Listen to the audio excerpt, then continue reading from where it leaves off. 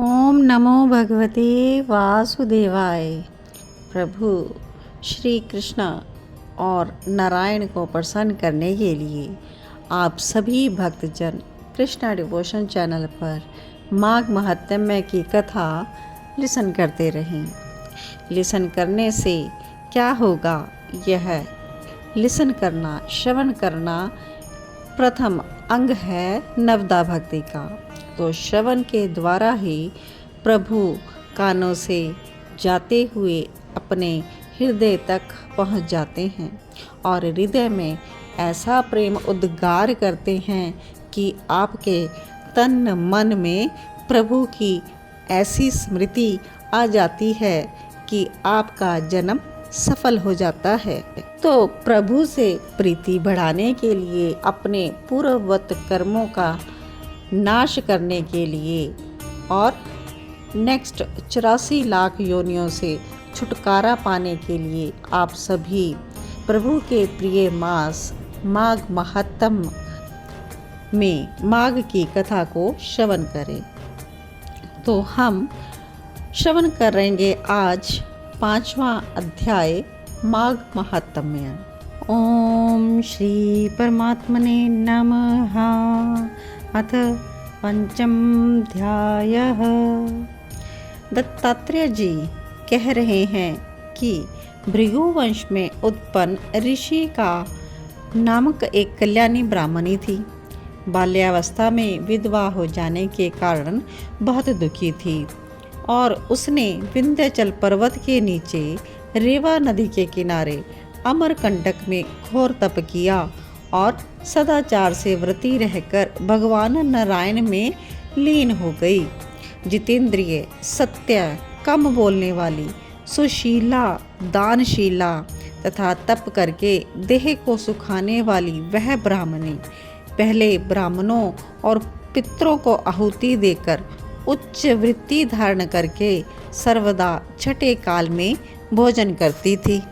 सर्वदा कठिन से कठिन व्रत धारण करती हुई नर्मदा के किनारे अपना जीवन व्यतीत करती थी।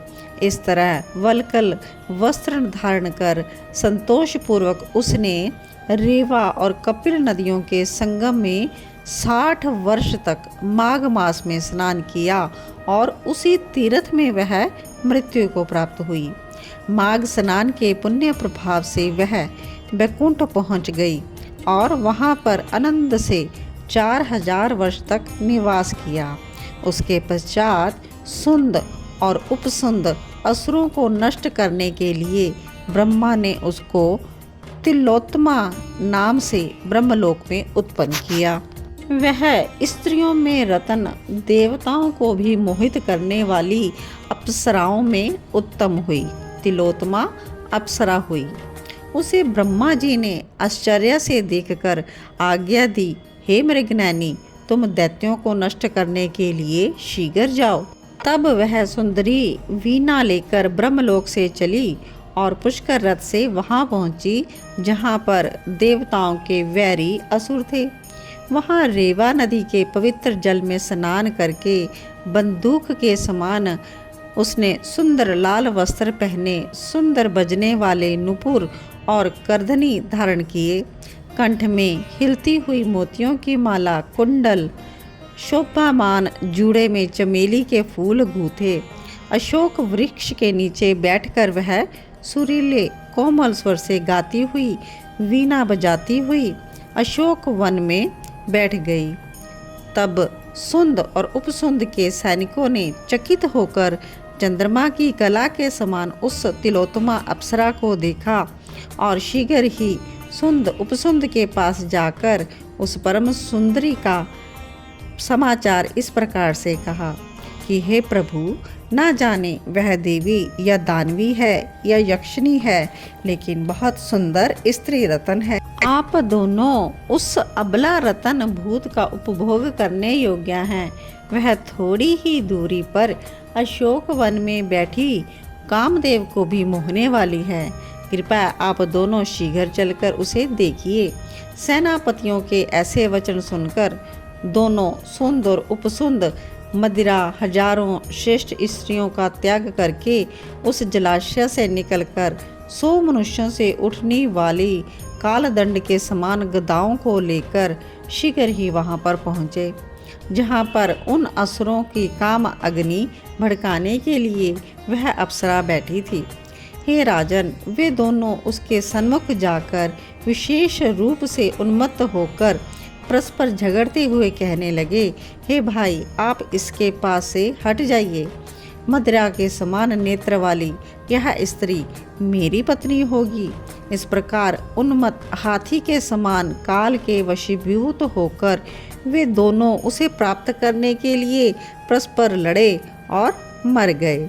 उन दोनों को मरा देखकर सैनिकों ने भी बड़ा उत्साह खुशी मनाई। काल रात्रि के समान यह कौन है? हाँ, यह क्या हो गया?